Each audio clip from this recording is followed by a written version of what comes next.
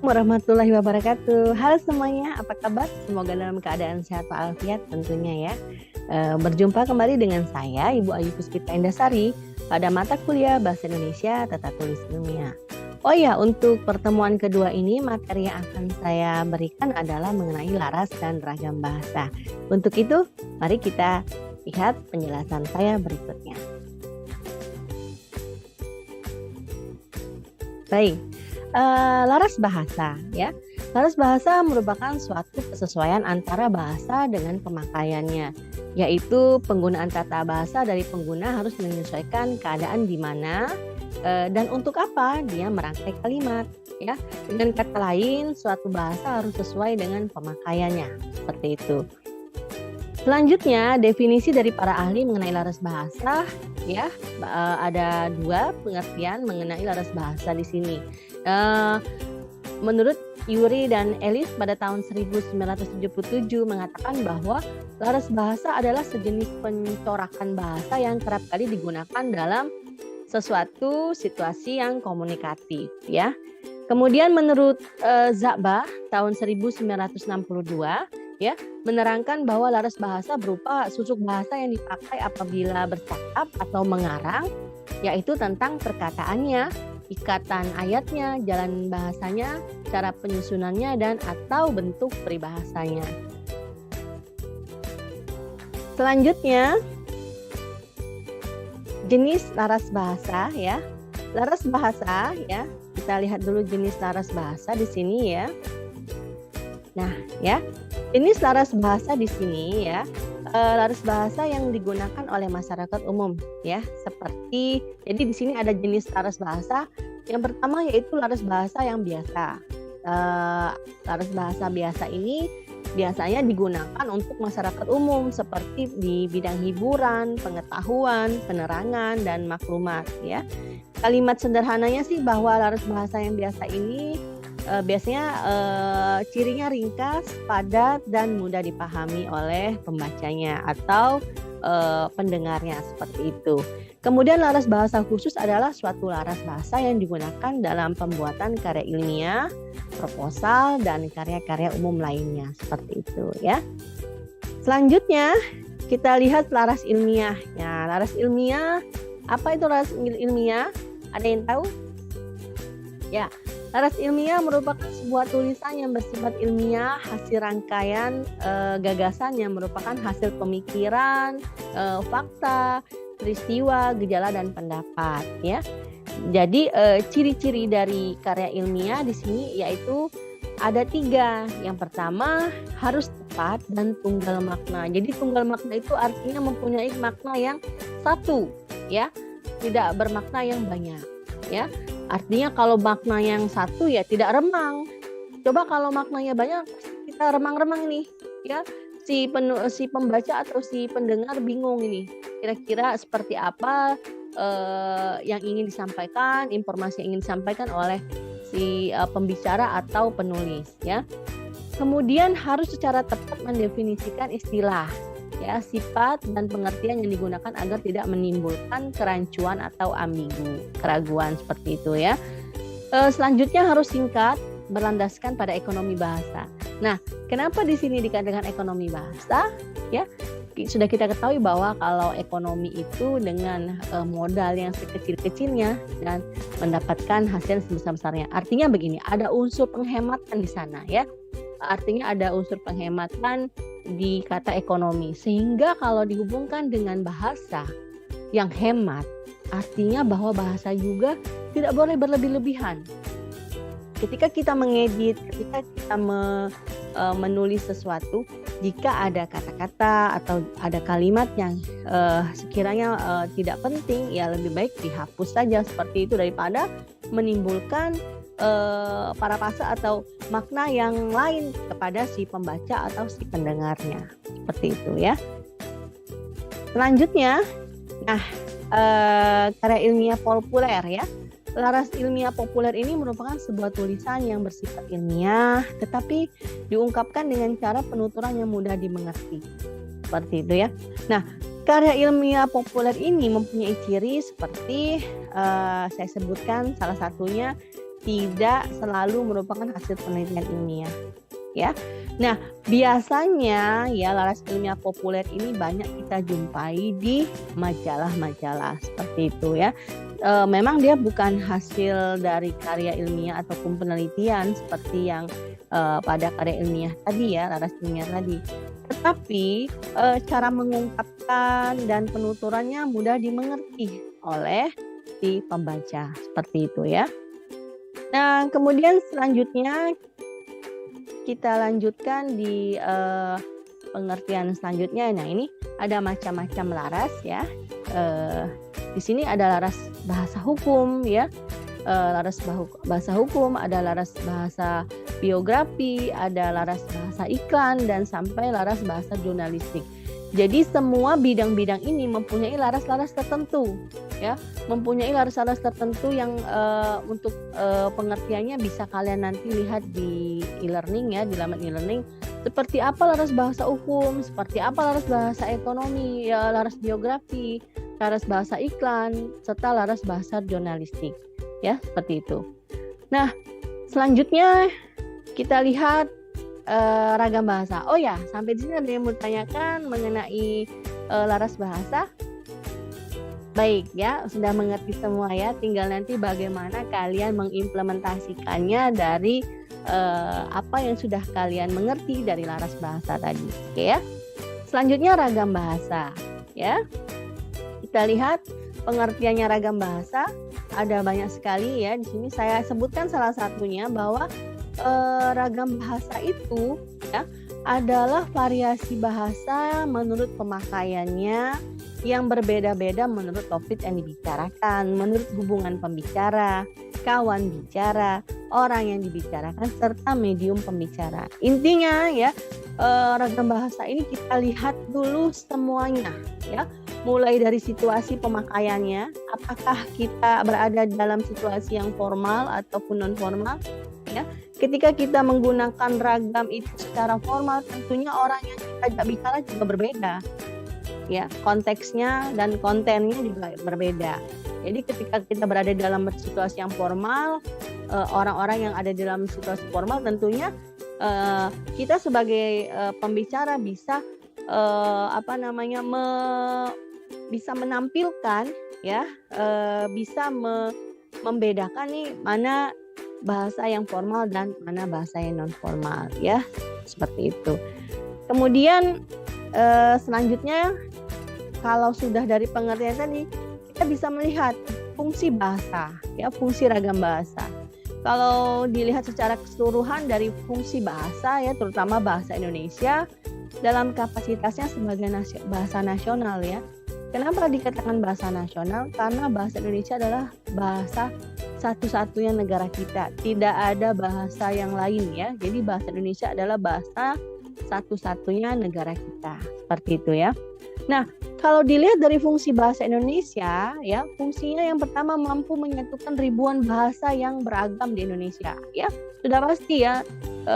Kemarin sudah saya jelaskan bahwa Indonesia ini sangat multikultural, sangat multibahasa, sangat multisuku. Jadi banyak sekali bahasa, budaya, adat istiadat ya, sehingga kita bisa disatukan dengan bahasa Indonesia sebagai bahasa nasional kita, seperti itu ya. Ya, karena bahasa Indonesia sebagai bahasa nasional yang satu-satunya, ya sudah pasti kita semua orang Indonesia harus mampu bisa berbahasa Indonesia tentunya. Untuk apa? Untuk melihat bahwa kita ini, untuk menentukan bahwa kita ini beridentitasnya orang Indonesia. Ya, simbol atau tandanya orang Indonesia adalah bisa berbahasa Indonesia dulu, setidak-tidaknya seperti itu. Ya, kalau misalnya dari kecil kalian diajarkan bahasa Inggris, padahal kalian orang Indonesia, seperti apa kira-kira? Kasusnya seperti apa? Nah, ya, apakah kalian bisa dikatakan orang Indonesia? Belum tentu ya, belum tentu. Kalau kalian orang tuanya berasal dari orang Indonesia, tetapi ketika kalian lahir dan besar kemudian menggunakan bahasa Inggris atau bahasa yang lainnya, kalian belum dikatakan orang Indonesia. Kalian hanya orang Indonesia, hanya keturunan. Kenapa? Karena kalian sendiri tidak bisa menggunakan bahasa Indonesia. Kan di sini sudah dijelaskan bahwa fungsi bahasa Indonesia ini sebagai identitas nasional. Jadi kalau kalian tidak bisa menggunakan bahasa Indonesia berarti kalian tidak punya identitas. Kalian orang mana? Seperti itu ya. Nah, oleh karena itu makanya kalau kalian yang berasal dari daerah nih ya, kalau kalian mau dikatakan sebagai putra daerah ya, kalian harus bisa dulu bahasa daerah ya. Kalian harus bisa dulu bahasa daerah baru kalian bisa dikatakan putra daerah setempat. Jangan ketika kalian nantinya kalian mau mencalonkan diri sebagai anggota legislatif, mau dicalonkan sebagai presiden, dicalonkan sebagai menteri ataupun bupati, gubernur dan sebagainya, kalian baru mau datang ke daerah dan mengatakan bahwa kalian putra daerah. Padahal selama ini kalian lahir, besar dan tinggal di Jakarta misalnya seperti itu, atau tinggal di kota lain bukan di daerah kalian tersebut. Nah, ini makanya kurang menarik simpatisan dari para warga daerah tersebut ya. Makanya tidak akan dipilih yang seperti itu. Kenapa? Karena ketika ada perlunya saja kalian baru mengakui bahwa kalian itu adalah putra daerah setempat, seperti itu ya. Nah, sudah jelas bahwa di sini fungsi bahasa Indonesia sebagai alat pemersatu bangsa, seperti itu ya.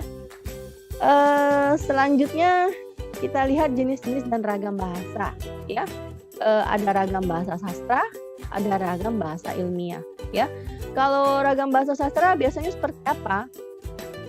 Bahasa sastra biasanya dia kalimatnya tidak efektif ya. Jadi ya namanya sastra ya. Jadi kalau sastra itu adalah ilmu yang tidak harus terikat oleh aturan baku atau laras yang ilmiah. Jadi sehingga penggunaan bahasanya juga terkadang tidak efektif. Karena apa? Karena biasanya sastra ini merupakan hasil karya imajinatif ya, imajinasi yang sifatnya bisa terjadi ataupun tidak terjadi, atau cerita dari orang-orang yang dulu, cerita dari mulut ke mulut seperti itu. Sementara kalau bahasa ilmiah ini ya harus efektif ya. Mengapa? Karena dia ya memang harus dilakukan dengan beberapa pembuktian dan penelitian. Makanya bedanya ragam bahasa sastra dan ragam bahasa ilmiah seperti ini ya. Jadi kalau sastra tidak terikat oleh aturan baku, tetapi sementara kalau di ragam bahasa yang ilmiah dia sebaliknya harus baku dan efektif ya gitu. Selanjutnya kita lihat berdasarkan pokok pembicaraan ya. Ragam bahasa dibedakan antara lain ada ragam bahasa undang-undang, ada jurnalistik, ilmiah dan sastra ya. Selanjutnya ada berdasarkan pembicaraan ragam bahasa dibedakan atas ragam lisan, ragam tulis dan ragam bahasa menurut hubungan antara pembicara dibedakan menurut akrab tidaknya pembicaraan. Kalau ragam lisan sudah tahu ya bahwa contohnya di sini seperti berpidato atau ketika saya memberikan materi kuliah, saya banyak ngomong nih ya, saya banyak ngomong. Tetapi saya di sini bisa menggunakan dua ragam lisan ketika saya berbicara, ragam tulis ketika saya memberikan materi untuk dibaca dan dilihat oleh para mahasiswa seperti itu ya. Sementara ragam tulis ya contohnya surat ya, surat itu sudah pasti ya harus tertulis. Mau surat apa saja, surat cinta, surat kaleng, surat perjanjian jual beli, surat akte waris seperti itu ya. Semua dokumen dalam surat itu tertulis ya. Sementara kalau lisannya seperti apa? Lisannya misalnya orang tua kalian menghibahkan misalnya beberapa hartanya kepada kalian, itu bisa secara lisan. Kemudian kalian dituangkan dalam dokumen tulis supaya apa? Supaya sah ya, sahih, dan supaya memiliki nilai hukumnya. Karena kalau hanya dibilang saja, hanya diomongkan saja, dibicarakan saja, tapi tidak ada buktinya, tidak akan sah ya. Hukumnya lemah seperti itu, sehingga harus dibuktikan secara dokumen seperti itu ya. Makanya sekarang banyak terjadi beberapa kasus yang mengatakan bahwa ini punya saya, itu punya saya, tetapi hanya katanya saja atau hanya wasiatnya saja, tetapi tidak ada surat wasiat secara tertulis seperti itu. Nah inilah yang agak menjadi lemah ketika orang ada suatu gugatan seperti itu, ada perkara seperti itu, ya. Nah, kemudian ada lagi ragam yang berdasarkan akraban. Misalnya nih ya, kalau kita merasa akrab dengan seseorang, biasanya ya kita bisa menggunakan ragam yang santai seperti itu ya. Tetapi kalau misalnya kita merasa tidak akrab dan orang itu menjadi kita agak sedikit segan atau mungkin kita tidak mengenal siapa dia, ya biasanya kita menggunakan ragam yang resmi untuk menyapa seperti itu ya. Baik, sampai sini ada yang bertanyakan? Ada yang bertanyakan? Sudah mengerti dan jelas ya mengenai ragam bahasa tadi, ada ragam lisan, tulisan, dan ragam bahasa keakraban. Nah, kemudian ragam bahasa Indonesia ini berdasarkan cara pandang penutur ini dibagi lagi nih, ada dialek, ada terpelajar, ada resmi dan tak resmi ya. Untuk contoh kalimatnya bisa kita lihat ya pada slide ini. Misalnya kalau ragam dialek, contohnya gue udah baca itu buku. Nah ya, ini ada kesannya, ada dialek itu adalah tuturan yang digunakan seseorang dengan menggunakan bahasa tertentu atau bahasa lokal yang baik minoritas maupun mayoritas. Seperti ini biasanya ini ragam untuk bahasa di Jakarta. Ya, seperti itu. Kemudian kalau ragam terpelajar, ya contohnya saya sudah membaca buku itu. Artinya ragam terpelajar di sini bisa menempatkan dirinya sebagai seorang yang berpendidikan atau terpelajar. Ya, tidak mungkin ketika siswa berkata kepada gurunya, ya ngomong terus dia pakai tuturan yang seperti dialek ini.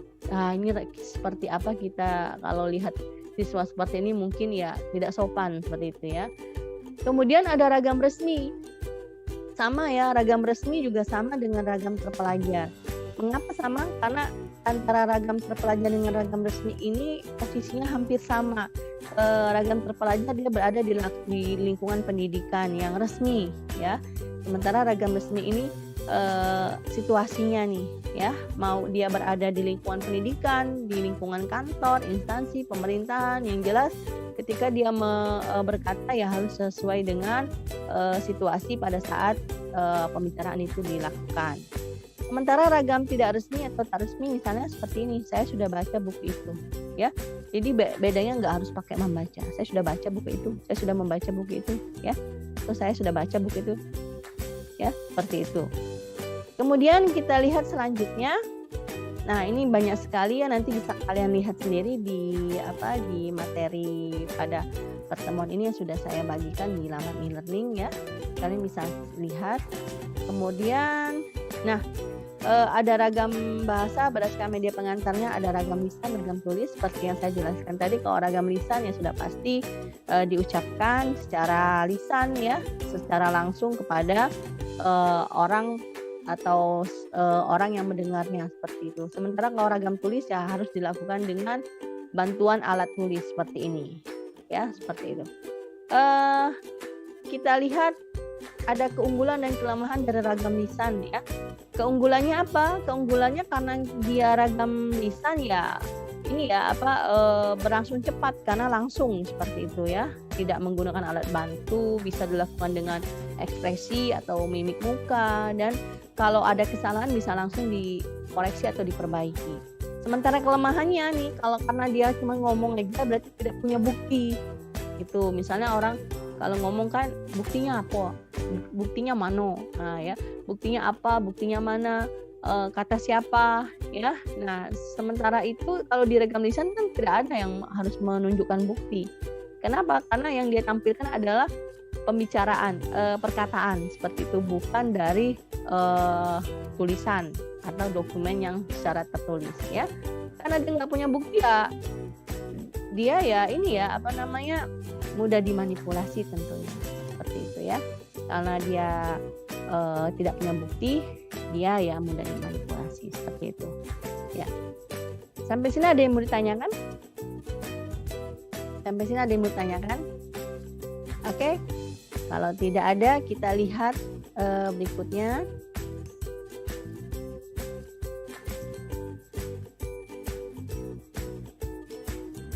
ya. Kita lihat berikutnya ragam bahasa yang tulis ya. Ragam bahasa tulis perbedaannya dengan ragam lisan, keunggulan dan kelemahannya sama ya. Jadi di mana keunggulan dari ragam lisan menjadi kelemahan dari ragam tulis. Sebaliknya, di mana kelemahan dari ragam tulis menjadi keunggulan dari ragam lisan. Seperti itu, ya. Jadi kalau ragam tulis contohnya ya menulis, membuat makalah, karya ilmiah seperti itu ya. Sementara kalau ragam lisan kan seperti berpidato ya, mempresentasikan sesuatu ya, kemudian berbicara dengan teman seperti itu ya, menulis laporan itu juga bagian dari ragam tulis ya.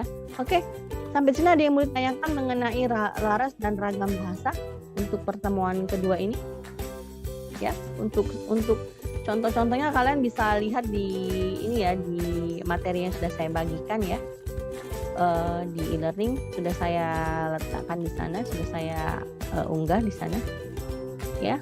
Itu banyak sekali. Ada yang ingin tanyakan sampai di sini? Ada yang ingin tanyakan sampai di sini tentang laras dan ragam bahasa? Jika tidak ada, mungkin sampai di sini dulu untuk pertemuan kita di materi yang kedua ini. Untuk materi bisa kalian lihat di e-learning ya, materi lengkapnya. Terima kasih atas perhatian dari rekan-rekan mahasiswa semuanya. Jika ada salah kata saya mohon maaf ya. Itu saja dan saya akhiri. Wassalamualaikum warahmatullahi wabarakatuh. Terima kasih, sampai berjumpa lagi di pembahasan kita berikutnya.